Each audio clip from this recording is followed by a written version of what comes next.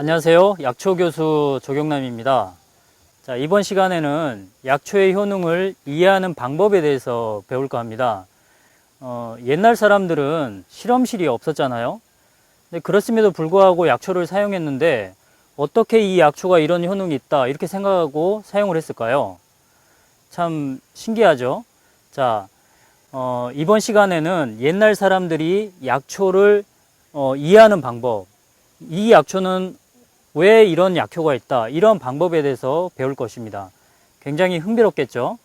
자, 먼저 이 약초의 효능을 알아볼 때 우리가 체크해야 될 요소가 딱 4가지 정도가 있습니다.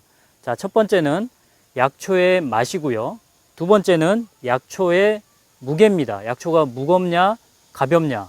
자, 세 번째는 약초가 가지고 있는 향기가, 독특한 향기가 있을 수 있는데요, 이 향기를 체크해야 되고요. 자, 네 번째는 이 약으로 쓰는 부위, 뿌리를 쓰느냐, 나무 껍질을 쓰느냐, 또 잎을 쓰느냐, 이런 약초를 사용하는 부위에 대해서 생각을 해봐야 됩니다.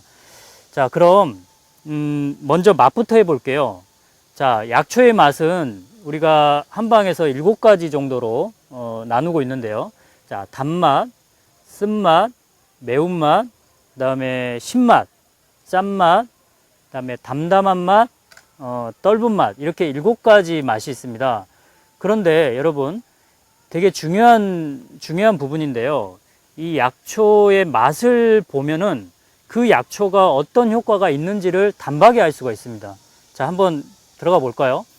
자, 여러분, 단맛은, 여러분이 단맛이 나는 음식을 먹었을 때 어떠세요?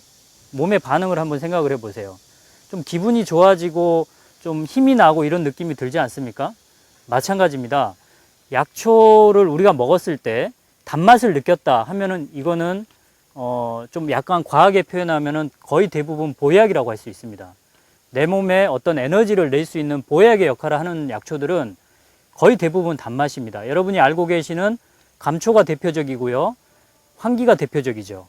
이런 단맛이 나는 약초들은 몸을 보호하는 효과가 있습니다. 자, 기억하시기 바랍니다. 자, 두 번째, 쓴맛이 나는 약초들이 있습니다. 대표적인 게 어떤 거가 있냐면 익모초 아시죠? 익모초. 여러분이 아마도 시골에서 자라셨다면 익모초를 언제 먹었는지 기억을 하실 텐데요. 익모초는 더위 먹었을 때, 그러니까 여름철에 뭐 배탈 나거나 설사하거나 이랬을 때 먹는 약초였어요. 자, 익모초 맛이 드셔보신 분들은 기억하시겠지만 아주 쓰죠. 예, 여러분, 쓴맛은, 자, 기억하십시오. 열이나 염증을 내리는 효과가 있습니다. 잘 생각해 보면 우리가 어렸을 때 먹었던 그 가루약 생각나시죠? 약국에서 주어졌던 가루약. 굉장히 쓰지 않습니까? 이 쓴맛을 피하기 위해서 막 도망가고 그랬잖아요. 이 쓴맛이 나는 약초는 거의 대부분 열이나 염증을 떨어뜨리는 효능이 있습니다. 그래서 우리가 여름에 익모초를 먹는 것도 지금으로 치자면 이 일사병이죠. 일사병에 걸린 사람들, 몸속에 열이 이렇게 꽉 차 있는 사람들의 그 열을 내리기 위해서 익모초를 먹었던 거죠. 자, 마찬가지로 어떤 약이든지 우리가 먹어봤을 때 정말 쓰다, 이런 약들은 열을 내리거나 아니면 어디가 곰거나 염증이 생긴 거를 치료하는 약이라고 보시면은 틀림이 없습니다. 자, 세 번째, 어떤 맛이 있냐면 약초를 먹었을 때 매운맛이 나는 약초가 있습니다. 자, 대표적인 게 여러분 잘 아시고 계시는 계피가 매운맛이 강하죠. 자, 이 매운맛은 이 순환을 시키는 성질이 있습니다. 순환을 시키는 약효. 이게 다시 한번 뒤집어서 생각해 보면, 순환을 시킨다는 얘기는 내 몸에 어떤 기능에 문제가 생겨가지고 순환이 안 돌아간다는 뜻이죠. 그러니까 기계로 따지자면 기계가 멈췄다는 뜻입니다. 자, 이렇게 내 몸의 오장육부가 기능들이 원활하지 않아서 멈춰 있을 때 잘 돌게 하는 그런 추동 역할을 하는 맛이 매운맛입니다. 여러분, 매운맛 먹으면 막 열이 나면서 땀도 나고 그러지 않아요? 몸의 기계가 잘 돌기 때문이죠. 자, 그리고 여러분, 매운맛을 먹으면 기분이 또 좋아지지 않습니까? 우리 한국 사회에서 매운맛 열풍이 불었었죠. 매운맛을 먹으면 스트레스가 풀린다고 그러죠. 이 스트레스란 얘기는 내 몸의 기계가 뭉쳐있다는 뜻이에요. 막혔다는 뜻이에요. 이거를 풀어주기 위해서 매운맛을 먹는 것이죠. 자, 다음은 신맛입니다. 여러분 신맛 먹었을 때 여러분 표정 한번 보고 싶은데요. 이렇게 저처럼 이렇게 찡그리지 않습니까? 신맛 먹었을 때. 그렇죠. 신맛 나는 약초를 한번 생각을 해 볼게요. 여러분 산수유가 신맛이 나고 오미자가 신맛이 납니다. 이런 신맛 나는 약초들의 공통적인 특징은 뭐냐면 내 몸의 조직을 수축을 시킵니다. 그러니까 수축을 시켜서 조여주는 작용을 하는 거죠. 그래서 신맛이 나는 약초들은 대부분 결과적으로 내 몸을 보호하는 작용을 합니다. 왜 그런 거 아니? 이 수축을 시켜주지 않으면 내 몸에 있는 것들이 빠져나간다는 뜻이기 때문에 그 빠져나가는 것을 수축시켜서 막아준다는 뜻이기 때문에 그렇습니다. 자, 여러분 잘 생각해 볼게요. 방금 전에 배웠던 단맛은 제가 보약이라고 말씀드렸죠. 그러니까 몸에 어떤 것을 보충해주는 맛이에요. 근데 신맛은 보충하는 게 아니고 더 이상 빠져나가지 않게 막아주는 맛입니다. 그래서 단맛과 신맛이 어우러진 약초들은 거의 대부분 보약입니다. 자, 예를 들어서 여러분이 약국에 가셔서 드링크젤을 삽니다. 뭐 상표를 얘기를 하면 바카스, 뭐 비타 500 이런 드링크젤을 먹으면 피로회복제죠. 대부분 무슨 맛인가요? 새콤달콤하지 않습니까? 신맛과 단맛이 어우러져 있어요. 우리가 먹는 과일 어떻습니까? 사과, 뭐 아니면 살구 이런 단맛과 신맛이 어우러져 있죠. 이런 그 단맛과 신맛은 몸에 영양분을 보충하면서도 더 이상 빠져나가지 않게 만들어주기 때문에 이 보약의 역할을 한다는 거죠. 자, 잘 기억하시기 바랍니다. 자, 그 다음은 짠맛입니다. 약초에서 짠맛을 느끼기에 이렇게 쉽지 않을 텐데요. 여러분들이 아시는 약초 중에 함초라는 약초가 있습니다. 바닷가에서 나오는 함초. 이 함자가 무슨 함자냐면 짤 함자인데요. 짠맛이 나는 풀이라는 뜻이에요. 함초가 여러 가지 효능이 있습니다만 대표적인 효능 하나를 볼까요? 변비를 치료합니다. 자, 여기에서 우리가 힌트를 얻어야 되는데요. 짠맛은 단단한 거를 부드럽게 만들어주는 효능이 있습니다. 다른 예를 하나 들어볼까요? 여러분 소금 예를 들어볼게요. 짠맛의 대명사인 소금. 소금을 배추에 이렇게 절여 놓으면 배추가 어떻게 되나요? 단단한 배추가 부드러워지죠. 절여진다고 하죠. 그 다음에 자동차를 이렇게 신형 자동차를 사가지고 바닷가 그 짱 기운이 있는 바닷가를 쫙 달려보세요. 어떻게 될까요? 자동차 부식이 됩니다.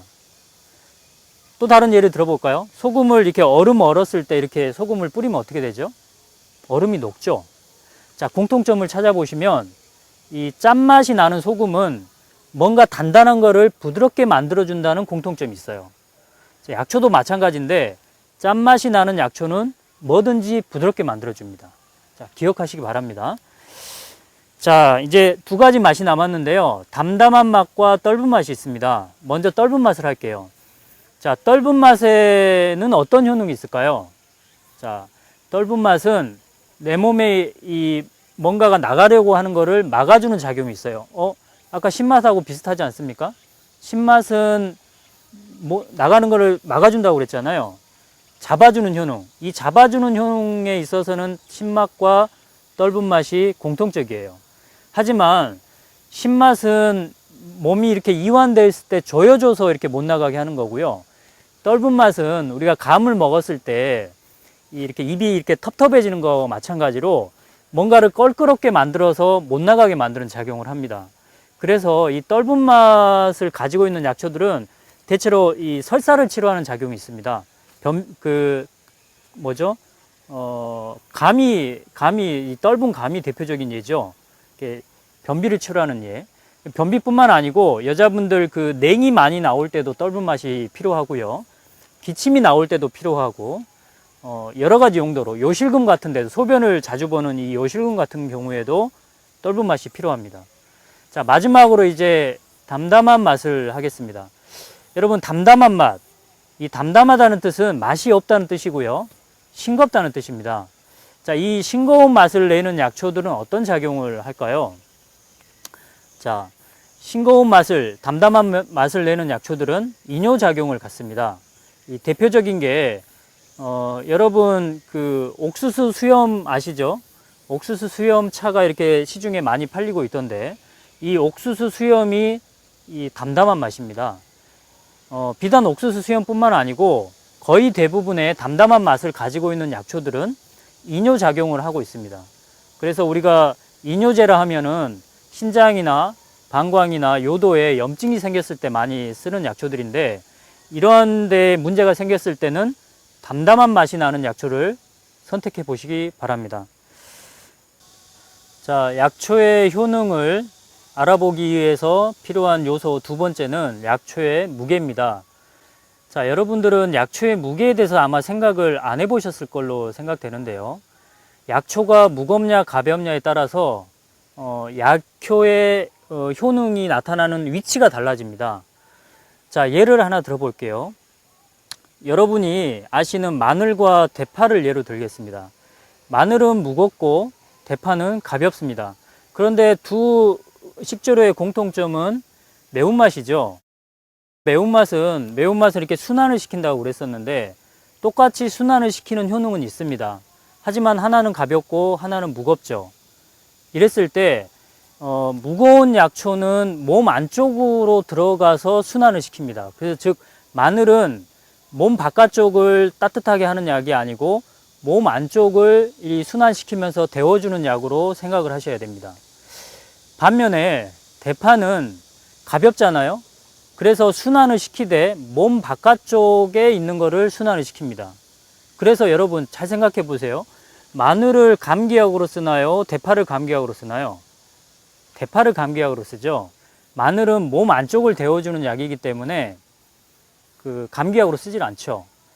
반면에 대파는 이 땀을 내기 위해서, 몸 바깥쪽을 데워서 땀을 내게 하기 위해서 감기약으로 사용을 합니다. 자, 제가 예를 대파하고 마늘로 드렸는데요. 다른 약초도 마찬가지입니다. 예를 들어서 여러분, 인삼은 무겁습니까? 가볍습니까? 인삼은 말려놔도 무겁죠. 그렇기 때문에 인삼의 약효는 몸 안으로 들어갑니다. 반면에 여러분들이 알고 계시는 뽕잎, 이파리잖아요. 아니면 국화꽃, 가볍잖아요. 이런 것들은 몸 안쪽에 작용을 하지 않습니다. 몸 바깥쪽 또는 몸 위쪽에 있는 어떤 질병을 치료하기 위해서 사용한다는 것이죠. 자, 그래서 여러분들이 지금까지 생각하지 않았던 주제, 약초의 무게, 이것도 굉장히 중요한 주제이기 때문에 약초의 효능을 알기 위해서 꼭 무게를 측정해 보시기 바랍니다. 자, 세 번째 주제로 넘어가 볼까요? 자, 향기입니다. 향기. 자, 약초에 특별한 향기가 나는 약초들이 있습니다. 사실은 대부분 꽃인데요. 이 향기가 나는 약초들의 공통적인 효능이 있습니다. 뭐냐면 신경성 질환에 굉장히 효과가 좋습니다. 향기라는 거는 향기 자체가 내 몸 안으로 들어가는 건 아닙니다. 하지만 향기가 코에 있는 향기를 이렇게 맡는 세포를 자극해 가지고 뇌에 전달을 해주는 거죠. 즉 말하자면 뇌를 자극한다는 뜻입니다.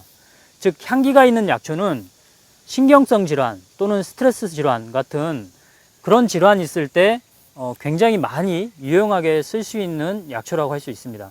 예를 하나 들어보면 여러분이 아시는 국화꽃, 국화를 베개 속에 이렇게 넣고 자면은 굉장히 잠이 잘 온다고 하죠. 이 잠이 잘 온다는 뜻은 뇌를 편안하게 해준다는 뜻입니다. 즉 향기가 있는 약초가 뇌에 어떤 신경 변화를 일으킨다는 뜻이죠. 그래서 중요하게 향기를 아주 중요하게 생각을 하셔야 됩니다. 이제 약초의 효능을 결정짓는 네 번째 요소가 있습니다. 약초의 사용 부위를 또 생각을 하셔야 되는데요. 여러분들 우리가 앞 시간에도 한번 언급을 했지만 약초는 뿌리를 사용하는 약초도 있고요. 그 다음에 나무 껍질, 그 다음에 나무 가지 또는 나뭇잎, 꽃, 그 다음에 씨앗, 이렇게 사용 부위가 다양한데 이 부위에 따라서 약효의 효능이 어느 정도 결정되는 경향이 있습니다. 자, 한 번씩 살펴볼까요? 자, 나무의 뿌리 잘 생각해 보시면 이 자연계에 있는 나무의 뿌리는 어떤 역할을 하는지 한번 생각을 해 보십시오. 영양분을 빨아들이는 역할을 하죠. 그렇죠? 아니면 가을철이 되면은 영양분을 저장하는 역할을 하죠. 그래서 나무의 뿌리들은 빨아들이는 역할을 하기 때문에 내 몸에서 어떤 영양분을 흡수하는 곳이 어디입니까? 위장이죠. 그래서 사실은 나무 뿌리들은 위장 질환에 사용하는 경향이 많습니다. 또 하나, 나무 뿌리는 저장하는 공간이죠. 그래서 영양분을 많이 가지고 있다는 특징이 있기 때문에 내 몸에 어떤 영양분을 보충하는 보약의 역할을 하는 경향이 있습니다. 이 두 가지를 생각하시면 될 것 같아요. 자, 좀 올라가 볼까요? 나무의 껍질을 이제 오가피처럼 나무의 껍질을 쓰는 약초들이 있는데요. 나무 껍질을 생각해 볼게요. 이 나무에서 나무 껍질이 하는 역할이 뭐죠? 보호하는 역할이죠. 보호하는 역할. 따라서 나무에 어떤 상처가 났을 때 그 진을 발생시켜 가지고 이렇게 상처를 빨리 회복시킨다든지 해충이나 이런 어떤 그런 걸로부터 보호를 한다든지 이런 역할을 하는 게 나무 껍질입니다. 그래서 나무 껍질을 약으로 사용을 하면 마찬가지로 우리 몸에서 보호하는 역할들은 대부분 피부 또는 내부 장기의 점막이에요. 그래서 내부 장기의 점막에 또는 피부에 염증이 생겼을 때 대부분 나무 껍질을 사용을 합니다. 중요하게 생각을 하셔야 됩니다. 자, 조금 더 올라가 볼게요. 이번에는 나무 가지입니다. 여러분, 나무 가지를 쓰는 약초들은 굉장히 많은데요. 이 뽕나무 가지를 약으로 씁니다. 그 다음에 소나무 가지도 약으로 쓰죠. 근데 이 나무의 가지가 가지고 있는 특징이 또 하나가 있어요. 여러분, 나무 입장에서 봤을 때 나무 가지는 어떤 역할을 하죠? 예, 맞습니다. 영양분을 위로 끌어올리거나 아니면 나뭇잎에서 합성된 영양분을 밑으로 이렇게 내리거나 또는 수분이 왔다 갔다 하는 그런 통로 역할을 하는 게 나무 가지죠. 자, 그거를 우리 몸으로 비유를 해보면 내 몸에 있는 신경 또는 내 몸에 있는 혈관, 한방적으로 얘기하자면 기혈, 경락 이런 걸로 말씀드릴 수가 있는데 혈관이나 신경 또는 경락이 막혔을 때 뚫어주는 작용을 하는 게 나무 가지의 특징입니다. 자, 여러분, 그래서 이 경락이나 혈관이나 신경이 막히면 어떤 증상이 생길 것 같으세요? 자, 예상하셨던 대로 저리거나 아픈 증상이 생겨요. 통증이 생긴다는 뜻이죠. 그래서 여러분, 나무 가지들은 거의 대부분 통증 질환에 있습니다. 어떤 것들하고 어떤 그 종류에 불문하고 거의 대부분 통증 질환에 있습니다. 자, 다시 한번 생각해 보시기 바랍니다. 자, 좀 더 올라가 볼까요? 나무의 이파리입니다. 이파리. 자, 나뭇잎은 여러분 방금 전에 무게를 좀 생각을 해 보셔야 된다고 하셨는데 가볍습니까? 무겁습니까? 가볍죠. 그렇기 때문에 이 나뭇잎은 일단은 몸 안으로 작용하는 약은 아닙니다. 그렇죠? 이 나뭇잎의 어떤 특성을 살펴보면 나뭇잎이 하는 역할은 산소를 내뱉고 이산화탄소를 받아들이고 또는 수분을 증발시키고 이 역할을 하는 곳이 내 몸에서 어딜까요? 생각해 보십시오. 자, 대부분 폐의 기능이고요. 피부의 기능이에요. 그래서 나뭇잎을 사용하는 약초는 대부분 폐의 기능을 좋게 한다거나 아니면 피부 기능을 좋게 하는 쪽으로 사용을 해요. 질병으로 따진다면 대부분 기관지염 또는 감기 이런 질환의 나뭇잎을 많이 사용을 합니다. 자, 조금 더 올라가서 이제 꽃을 사용하는 약초는 어떤 그 효능이 있을까요? 자, 꽃은 아까 방금 전에 얘기했다시피 향기가 있다는 게 이제 특징이죠. 그래서 꽃을 사용하는 약초는 대체로 신경성 질환, 스트레스 질환에 많이 쓰는 경향이 있습니다. 자, 그 다음에 마지막으로 이제 씨앗과 또 열매를 사용하는 약초는 어떤 효능이 있을까요? 이 부분은 되게 간단한데요.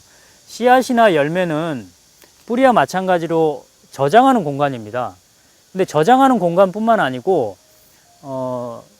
다음 세대, 즉 씨앗에는 그 나무에 모든 게 들어가 있다고 해도 과언이 아닌데요. 즉 사람으로 따지자면 유전자가 들어가 있는 거죠.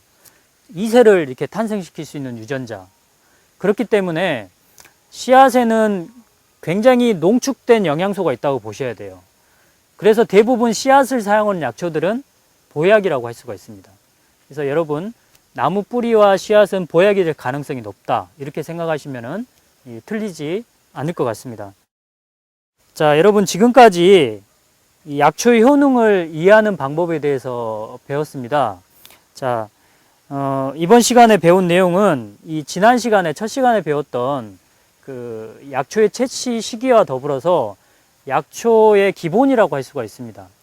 이 기본을 잘 모르신 상태에서 약초의 강론을 들어가신다면 잘 이해가 안 될 수도 있고요. 그냥 단편적인 지식에 그칠 수도 있기 때문에 다시 한번 깊이 생각해 보시기 바랍니다. 자, 지금까지 약초교수 조경남이었습니다.